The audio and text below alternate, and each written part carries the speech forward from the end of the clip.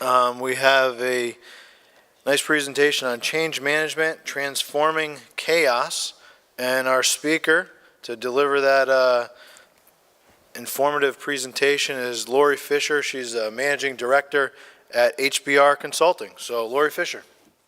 Hi, everyone. Can they hear me? Okay, you can hear me. Great, so we're gonna buzz through this pretty quickly, but I will be available afterwards because I love to hear everybody's change management stories. There's some pretty good ones out there. So let's get started. That's me. So when you think of all the change in your life, think about what preceded it, and usually something happened. Usually you question yourself, someday I'll know why this happened, but today this really sucks. And that's how most people look at change. But the problem is, change is here to stay. It's not gonna go away, and we know that. In our personal lives, our professional lives, things are constantly changing. So let's talk about what changes that affects our world in information governance. So people, process, technologies, right? There are new systems and technologies that change the way people work. It changes their processes, their procedures, and maybe their current processes and procedures are totally inefficient and ineffective. They're mine. This is what I do every day. I'm familiar with it. Don't take it away from me. Roles and responsibilities, right? Information governance means changing roles and responsibilities. We have to define what those roles and responsibilities are, and they're going to change.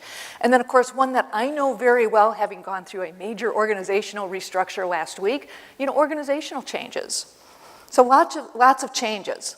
The problem is, again, people don't like change. They want to keep doing the things they've been doing. It is familiar.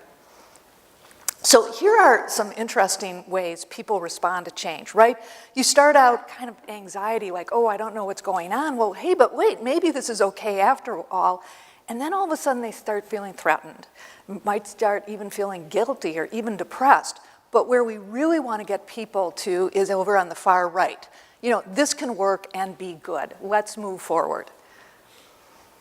So ProSci, which is one of the leading change management organizations in the country, has done a number of studies over the years and finds consistently that the two top obstacles in front of projects or people, process, technology, any of those things which engender change are, number one, employee resistance. I just don't want to do it. I'm not going to adopt this.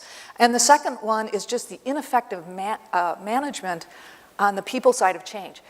I talk to a lot of organizations about their information governance challenges. So maybe it's email. Maybe they still haven't figured out how to manage email. Or maybe it's content management. Maybe they've got stuff in shared drives. They got stuff in SharePoint, and SharePoint has just devolved into another shared drive. So lots of different problems.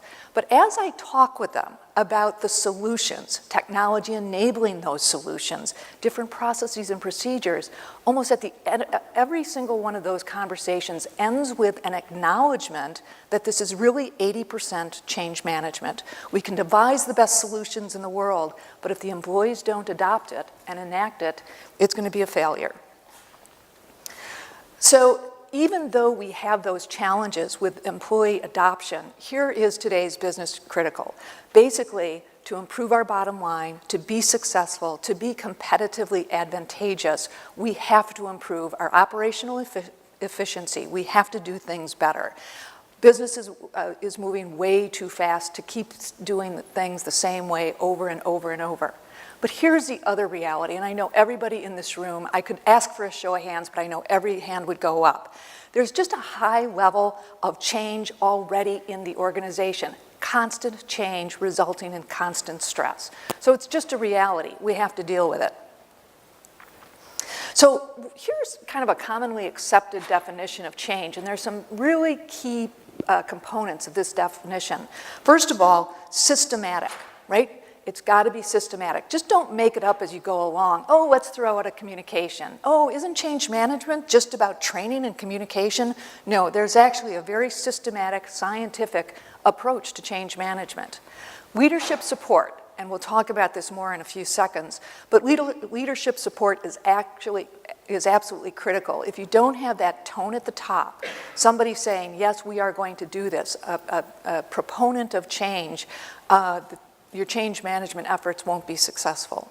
And finally, end user acceptance. We've talked about that already, but end user acceptance is really critical in order to implement changes to systems, technologies, whatever it is that may be undergoing change. So why should we even bother? Why do we even care? Damn employees, we're giving them their paycheck. Just do it. Well, here's the thing. The quicker, there are a lot of studies that show that the more quickly an organization adopts change, the sooner they will realize a return on their investment. So if you can really push that scale over to the left, you can see that it really affects the bottom line. There are lots of studies about this stuff, and it really is interesting. We're talking millions and millions of dollars that can be realized if you compress that change management time frame. So what are some of the things that affect that ROI? As I said, speed of adoption. The faster people accept the change and implement those new procedures, those new systems, the sooner you will realize that return on your investment. Sometimes the number of people accepting the change, obviously if you have a broader base of employees accepting the change, you're going to realize a return much more quickly because that in fact increases proficiency. It's said, this is just one statistic that I just to this day astounds me, and more recent surveys and studies bears this out. But the statistic is that up to 30% of an employee's time, a knowledge worker, right?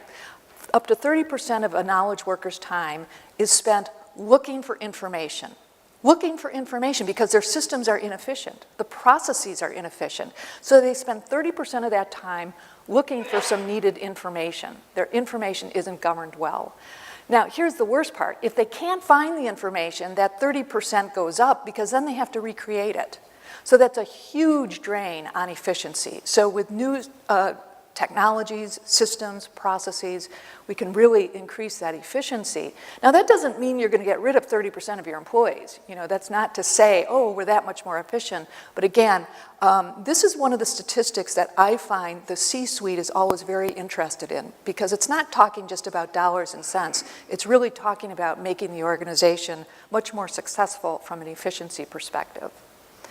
So when we think about change management, I want you to think about a very structured approach because it really can add value. And again, I hear a lot of people say, well, change management, we already have training. We have a communication protocol. That's all we need, right? No, it's a lot more than that. One of the first things is to assess the organizational readiness. These are all parts of a structured approach. So let's think about organizational readiness, and I'll give you two examples. There was one organization I worked with after the fact where IT had said, this is in the days when all email was on-prem and they were spending more and more money. So IT got together and said, we've got way too much email. We hear that a lot of organizations do an auto-delete. Let's just do an auto-delete. And so they sat around the table, they thought about it, and they said, I think 180 days sounds pretty good. So they decided that in 2 weeks' time from that point, they were going to implement this auto-delete process of 180 days. Your email's just going to get whacked. So they issued a communication. They said, we'll just send out a note to everybody. That should give them plenty of time, a couple of weeks to clean up their email and figure out where they're going to put their email. They weren't thinking from a governance perspective at all. So sure enough, day one came and they started whacking email. Well, there was such a hue and cry throughout the organization that IT quickly had to rescind its policy, restore the deleted emails, and created, quite frankly, more of a mess for themselves than they had tried to solve. They then started looking at it in a much more reasonable, strategic manner. So there was an instance where 6 to 8 months really was needed to influence a good change management strategy. Now, conversely, one of the organizations I worked with, new CEO comes in. New CEO says, look at this culture. It's just mired in, it's just tired, it's old. I need to revitalize and get some nimble thinking and some new culture in this organization. So he was roaming the halls and he noticed that everybody was still dressed in business, not business casual, but men were in suits and ties and all the women were in nice suits. And he said, you know, we really don't need to do this anymore. Yeah, if you're meeting a client. So he issued a memo on Tuesday. And the memo said, as of tomorrow, we will be business casual.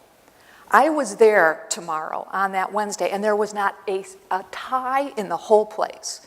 So again, here's the type of change that people accept readily. You didn't need a lot of change management. So really a structured approach helps identify the organization's appetite for change and its readiness. Cultural values. You know, are you a top-down organization? Are you a matrix organization? It's interesting. Sometimes change is much easier to engender in organizations that are top-down. A clear vision. Sometimes people just want to know, why are we doing this? If senior levels, executive levels could just articulate, why are we doing this? What is my role? That's all they want to know. They just want that communication. An appropriate infrastructure, and we'll talk more about this in the next slide or two, but you know, top-level support, change champions, stakeholders that are identified, you know, identifying what might break in this change, all those types of things are important. I always say there is no such thing as too much communication. You know, again, people just want to know, why are we doing this? How is this going to affect me? Has anybody come and talked to me? Just come and talk to me and understand, if you make this change, what might break within my business process. And then again, building the team. So in enacting a structured change management approach, there are some things you can really change what we talked about, those potential failures to great successes. You can ensure a smooth transition. You can increase the end user, not just their productivity, but their adoption in the first place.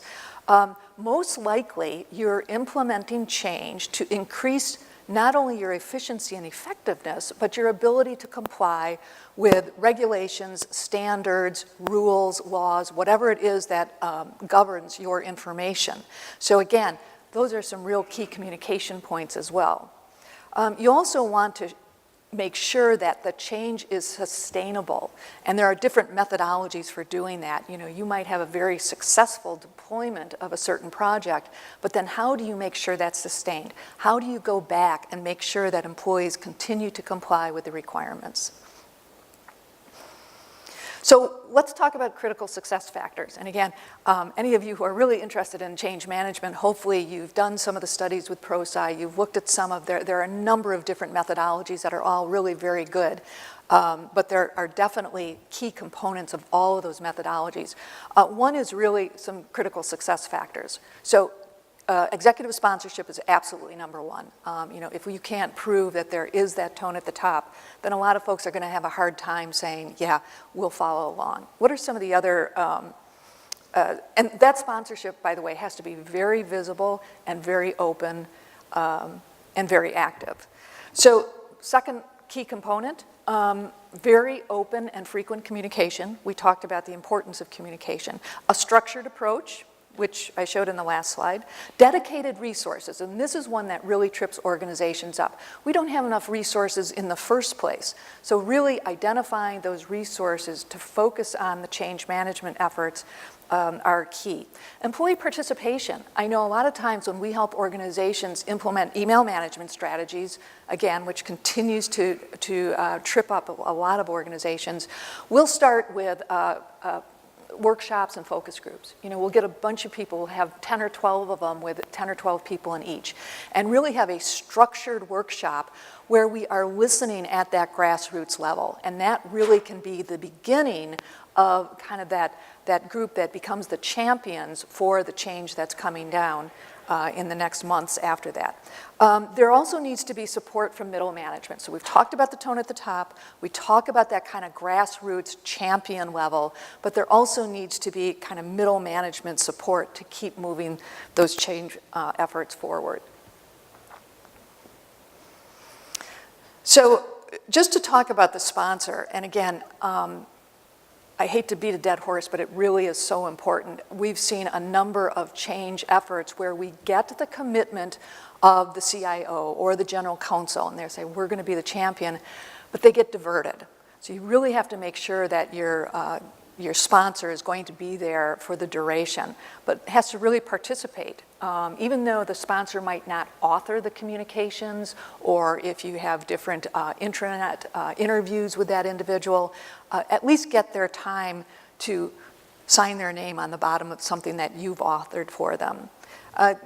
The sponsor really needs to also reach out to others at the executive level to really let them know that he or she is behind the effort. Again, get that comprehensive support at the very top levels.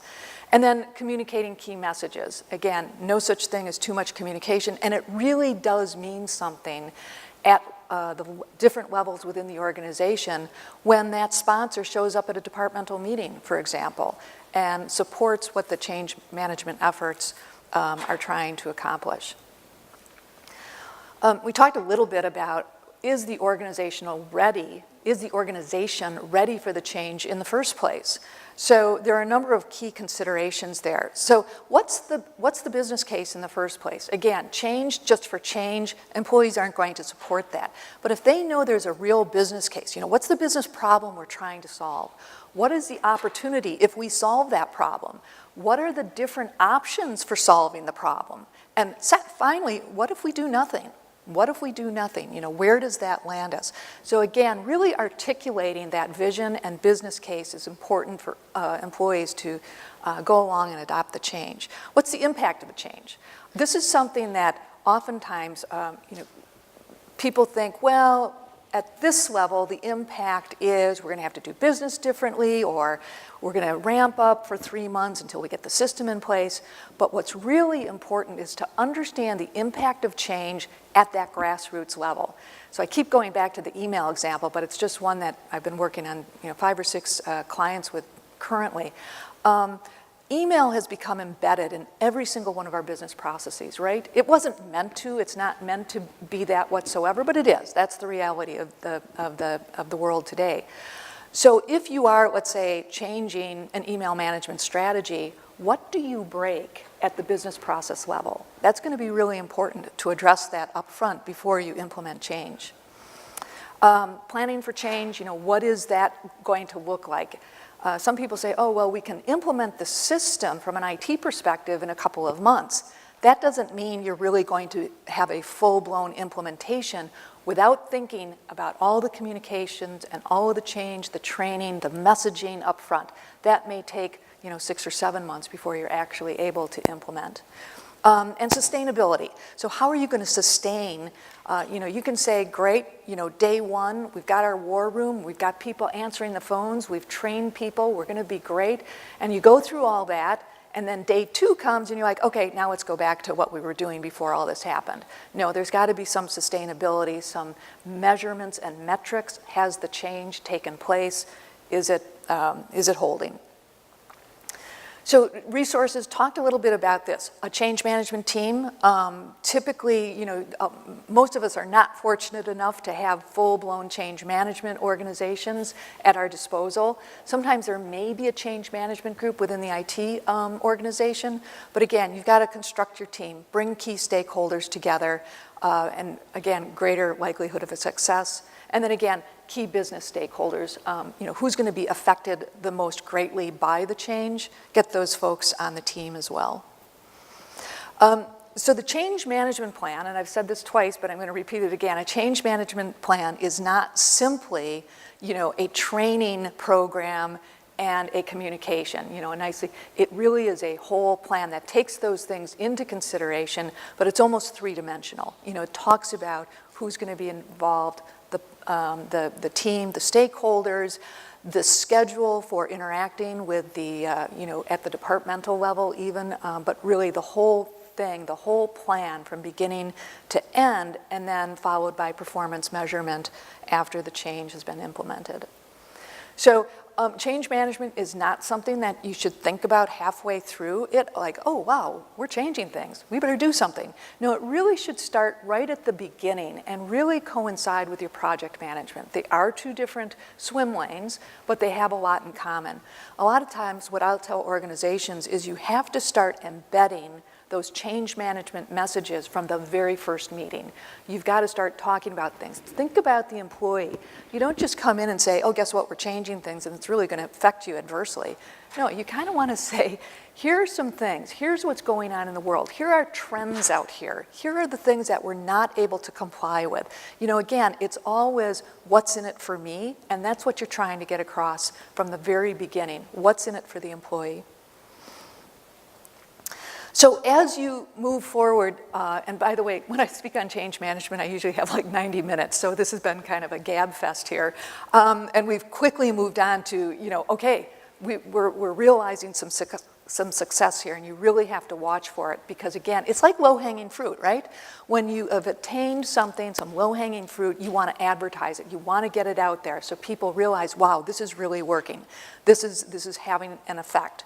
You know, acknowledging individual groups or teams that are affecting the change, you know, what have they been able to accomplish? Do you have newsletters? Do you have, you know, lunch and learns? Do you have, you know, quarterly all-company meetings? Really advertising and celebrating that success. And just making sure everybody's aware of that. You know, oh, wow, something, you know, here we've been talking about this within the department that this isn't going to work, but look at that department over there, look at what they've been able to achieve. So again, really want to celebrate that success and communicate the success to help others along as well. So I think went over a little bit. But I will be in the next room. That's all I have. So thank you very much for being here. And I'd love to hear your stories if you join me next door.